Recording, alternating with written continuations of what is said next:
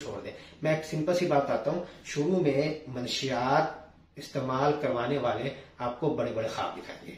कि क्या ख्वाब दिखाएंगे जी? आप किसी बात परेशान है, या ये सूटा लगा ले, तेरी परेशानी खत्म हो जाएगी। या फिर आपको लगता है जी कि तू दो स्टैंडर्ड है इसलिए तू नशा नहीं कर रहा, तो तुझे पता ही नहीं है जी क्या फायदेमंद चीज है, इससे क्या सुरूर मिलता है। ये सारी बातें, ये सारी फिल्में होती हैं जो शुरू में दी जाती हैं, लेकिन इन फिल्मों का इंजाम बहुत बुरा होता है। और वो इंजाम बुरा अगर देखना है तो आप अपने इलाकों में उन आदि नशेइयों को देख लें कि उनकी लिविंग स्टाइल कैसा है। इसलिए मैं आप लोगों को ये कहूंगा कि जिंदगी में कुछ भी हो जाए, मंशियात इस्तेमाल ना करें, क्योंकि ये एट दी एंड जिल्लत के सिवा कुछ नहीं है। मुआशरती, जिस्मानी, ज़हनी और माली तौर पर आपको तबाह करके छोड़ देगी। इसके सिवा इसमें कोई बेनिफिट नहीं है।